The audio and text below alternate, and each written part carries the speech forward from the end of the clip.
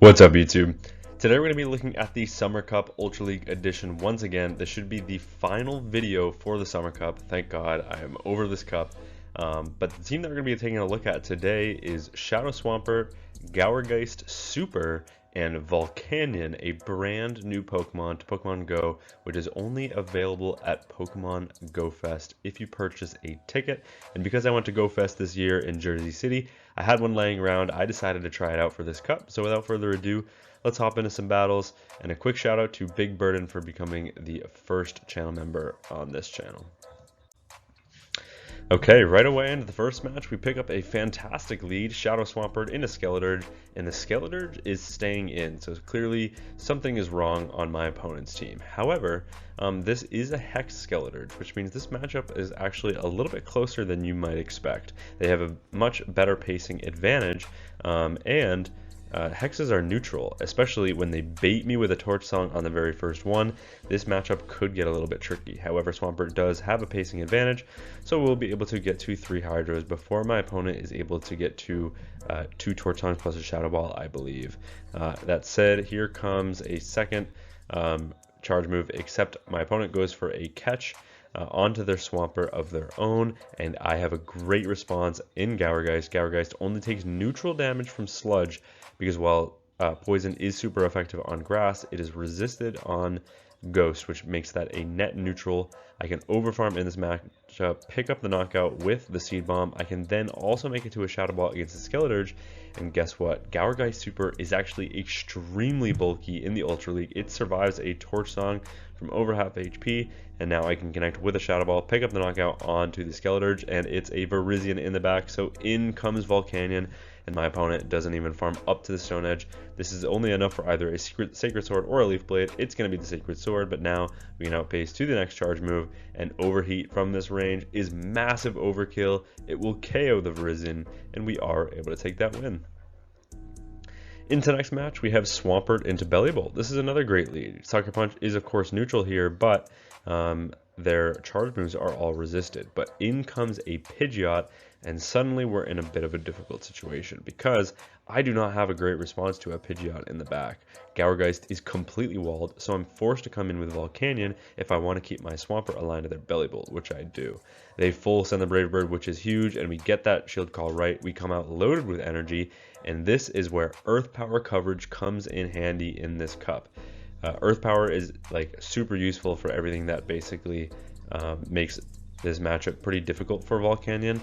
So having this coverage is great, and now we're able to connect with 2 superpowers against their Bellibolt, and in comes a Virizion. We have a Gourgeist in the back, so they are completely walled, and we are able to take that win.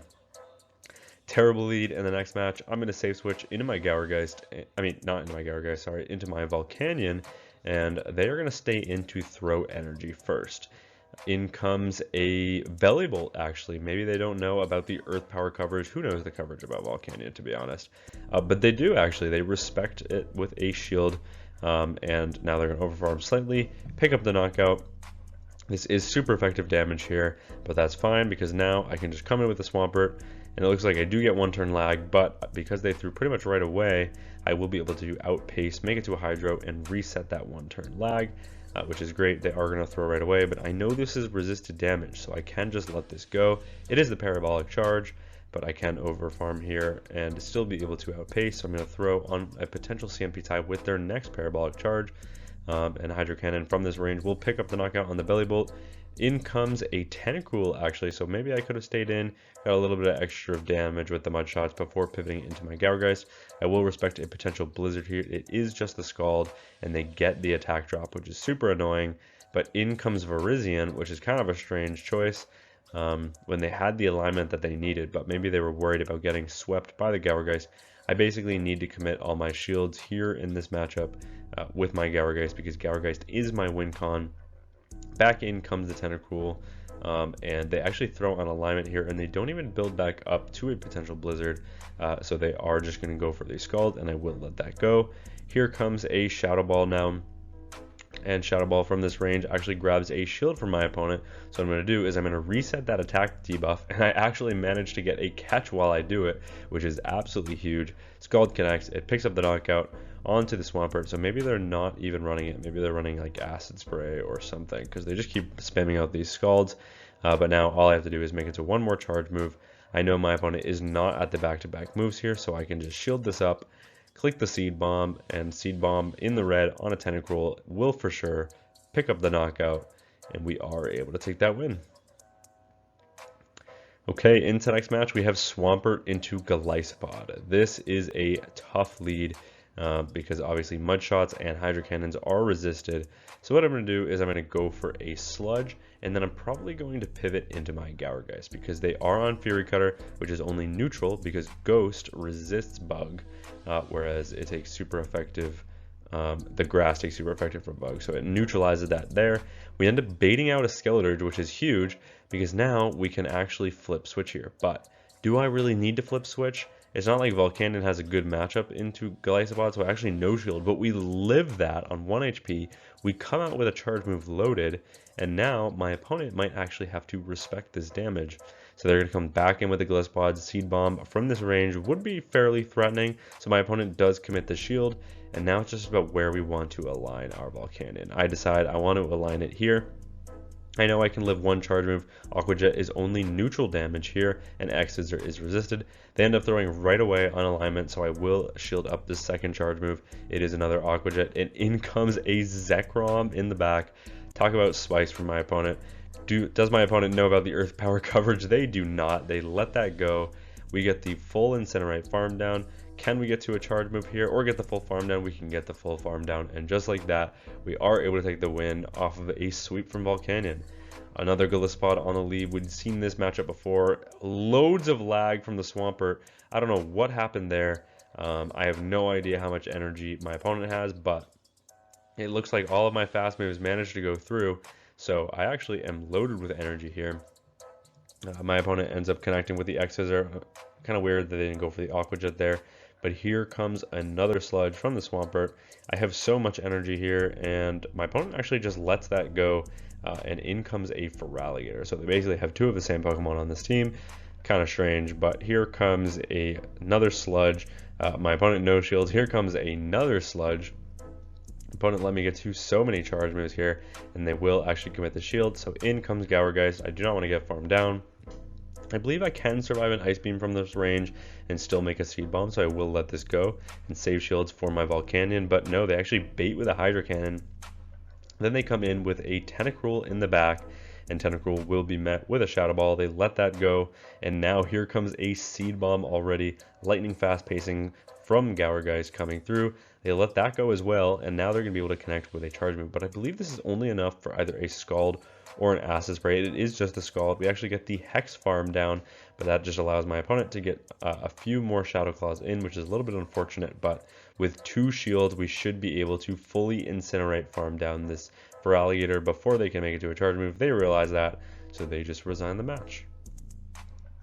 Into the next match, terrible lead, Tangrowth. Haven't seen many of these, so I'm going to save switch into my Gourgeist, and my opponent responds with an Ampharos.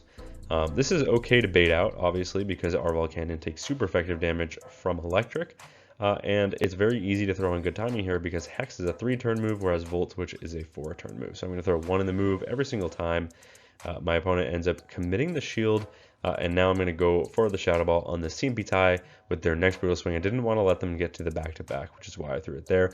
I can actually live 2 Brutal Swings, 2 super effective Brutal Swings from a non-Shadow Ampharos, and I can get to a 3rd Shadow Ball. They've already shielded 2. Now here comes a 3rd. So we're going to pick 2 shields up from the Ampharos and put them deep into the red. I am worried about a Trailblaze here, so I'm going to actually come in with my VOLCANION, and hopefully they don't have like a Zap Cannon, because that would be bad. It is just a Brutal Swing, so I can very comfortably live that. But in comes a second Electric Pokemon in Belliable in the back, and Belliable is actually on Thundershock. They're not running Sucker Punch, but they have to let that go. They have no shields remaining, so now I can connect with the Earth Power. I can just go for the full farm down and come out loaded with an Overheat. Having a shield advantage for VOLCANION is absolutely where it shines. Here comes the second Barrel Block Charge, but that does not matter when they Incinerate KOs. Back in comes the Tangrowth, and Tangrowth will be met with a super effective Overheat, and that one-shots the Tangrowth from full HP, and we are able to take that win. Volcanion is actually surprisingly glassy, but picking up a terrible matchup in the next match, we've got Gyarados into our Swampert. And Swampert, of course, has double resisted mud shots here, and we have to go for non-stab sludges in this matchup. We do, of course, outpace in this matchup, but the Dragon Breath damage is going to become increasingly oppressive in this matchup. I can make it to another sludge before they fully Dragon Breath farm me down, and that's exactly what I'm going to do. I'm going to throw the sludge, and now I'm going to pivot because I do not want to give them free energy. They do have enough for another crunch here, so I will respect this damage. It is super effective, so I do end up committing the shield, and our save switch of Gyarageist baits out another Belly Bolt, which is absolutely massive because Volcanion, of course, doesn't want to see the electric. And guess what? All of their charge moves are walled here, so even though they have super effective fast move pressure, this matchup isn't a good one for them. They can, of course, buff their defense with a parabolic charge, but look at this. Here comes another Shadow Ball, and even though their defense is raised, Shadow Ball will be able to connect. It puts them deep into the red. I'm also able to make it to a Seed Bomb because of our pacing, and Gyarageist just flipped that mid game, even though they had super effective fast move pressure. In comes Volcanion. Look at those incinerates go. I end up going for a catch on my Swampert. There's loads of lag again, but somehow I think that was like an accidental 4-turn wait, and we get the catch, and it's an Ampharos in the back. But this Ampharos will now be met with an Earth Power. Earth Power, of course, super effective damage. It does grab a shield. All I have to do is make it to one more. Somehow they're able to get to 3 more Volt switches. I think I'm still lagging like crazy. I'm not sure what's going on, if it's me or if it's the server. But judging based on my Wi-Fi, I think it is the server. But yeah, unfortunately, we do lose that game because they are able to connect with a extra Volt switch that they shouldn't have connected with. Into the next match. We've got a fantastic lead with Skeleturge. They end up safe switching into a Virizion, which is now going to be chipped with a Sludge, and now in comes the pivot of Gyarageist where they are completely walled. My opponent ends up throwing on alignment right away. It is the Leaf Blade catch, which is super nice. I would argue that throwing that Sludge there is actually a waste of energy. I think you should save that energy on Swampert in a situation like this. Did they just go for a Sacred Sword? Anyways, I can always overfarm in this matchup, go for the Shadow Ball, pick up the knockout, but this was such a dominant matchup that I didn't really need to throw that energy, and in comes a Pidgeot. So unfortunately, I do need to throw this energy just to burn the switch clock so that I can save the rest of it, and now I'm going to pivot back into my Swampert. I throw one Mud Shot and the Hydro Cannon. My opponent does commit the shield here, and at this point, I'm thinking, you know what, here we go with a Volcanion sweep. But my opponent ends up baiting with a Feather Dance. That allows me to make it to another Hydro Cannon here, and even though our attack is double debuff, this will still do some okay chip, and it actually puts the Pidgeot in the yellow. We do, of course, have energy on our Gyarageist if we need it for later, but in comes the Volcanion. I am worried about a charge move from this Skeleturge, so I'm going to pivot as soon as that happens and reset my attack debuff that we get from the Feather Dance, but my opponent actually switches at the exact same time, and that allows me to connect with a Shadow Ball and grab that shield. I know I can probably live one here, so I will let the first one go, and I have to live one because my opponent is nearly at the back-to-back, and you see that here when we get to the CMP tie, and they're close to a Brave Bird on their Pidgeot, so I needed to no shield. Do they get there? They do, but we have the shield remaining because we saved it, and after getting the Incinerate farm down, we are able to take this win. Into the next match, Swampert into Typhlosion, another fantastic lead. So we're just going to stay in this matchup, but my opponent safe switches into a Lickilicky, and suddenly what went from a good start goes a lot worse because Lickilicky resists Hex and Shadow Ball from the Gyarageist, and it has super effective rollout and Earthquake for Volcanion if they're running it. So I end up trying to call the first bait in case they are running Earthquake, and they do farm back up like they at least have a Shadow Ball, so I will respect the next one just because Volcanion is very glassy. But now we're going to be able to connect with an Earth Power here. My opponent actually commits the shield back, so that does it's alarm bells are going off, you know, because I'm worried maybe they do have Earthquake, and they actually do, which is crazy. They just baited twice.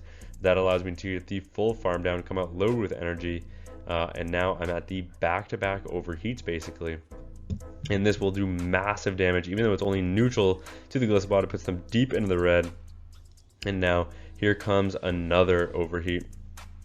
So we'll be able to grab a shield from my opponent, and now we can just align our Gourgeist here, and my opponent safe switches into their Typhlosion, or switches back into their Typhlosion, only to be met with the Swampert that they were aligned against, and Swampert connects with the Hydro Cannon after a little bit of lag. We pick up the knockout. Those mud shots will go through, which means this, even though this Aqua Jet is not enough to KO, the mud shot will, and we are able to take that win. Into what I believe might be the final match of the video, and we pick up a tough lead in Golisopod. This one's on Fury Cutter, so once again I'm going to switch into my Gourgeist, and we once again bait out a Belly Bolt. So this is fantastic. So we've seen this before, super effective fast move damage, but no charge move pressure whatsoever. They let the first go because they know that this is not a good matchup for them either way. They do end up connecting with the Parabolic Charge, which does buff their defense, but here comes a second Shadow Ball already, and we are able to overfarm slightly, which means we also might be able to make it to a Seed Bomb if my opponent lets that go. Looks like not quite, but we actually get the simultaneous KO, and now it's up to the fate of the game who gets the alignment that they want. In comes a Tentacruel, which allows me to get a slight energy lead. They actually pivot back in their Golisopod. But I'm thinking all I need really is to chip this once with a Sludge and then just go for the full Incinerate farm down and force them to throw their energy. And that's exactly what I'm going to do because Earth Power is super effective against the Tentacruel. So I'm going to go for the back-to-back Sludge. I just need to start grabbing shields and putting them into a range that we can fully farm them down with Incinerates. I know I can live one charge move, but I am going to shield the first. It is an Aqua Jet, of course, and in comes the Tentacruel. Tentacruel will instantly be met with an Earth Power here. This is super effective damage. It is non-stab though, so it doesn't pick up the knockout, but it still does some pretty sizable damage to an Ultra League Tentacruel. I will end up shielding up the next charge move. It is the Skull. Do they get the attack debuff? They do not. Here comes another Earth Power coming their way already. This will be massive overkill. My opponent actually lets it go. Question is, can I get the full Incinerate farm down? And it looks like no, but is an Aqua Jet enough to KO? It's not. Can we survive the resisted Fury Cutters? No. They get the full farm down. Can we get the Mud Shot farm down? No, we cannot, because they get to another charge move. It looks like I did get one turn lag there, so that might have KO'd if they didn't get DRE. But unfortunately, my opponent is able to take that win. Oh, we do not need to go into a next matchup because that was the final match of the video. But yeah, that's an early look at Volcanion. Despite the immense amount of lag due to Scopely's servers, I'm not really sure what's going on, but it's been absolutely ridiculous lately. And I actually just recently uploaded a short about it because my 2-turn fast moves are like 3 or 4 turns, and this has been happening pretty frequently lately. So I decided I may as well share that because I imagine other people are experiencing it, and it's so tiring to have to deal with when the game should be so simple. But I thought Volcanion was definitely a fun Pokemon to look at, and so was Gourgeist. XL Gourgeist, I think, is a Pokemon not a lot of people have, and actually surprised me in this meta. I think it played really, really well, and its bulk was super useful in this, especially on a team like this where both Volcanion and Swampert are very glassy. So yeah, that's gonna be it for me from this video. Thank you all so much for watching, and until next time, peace.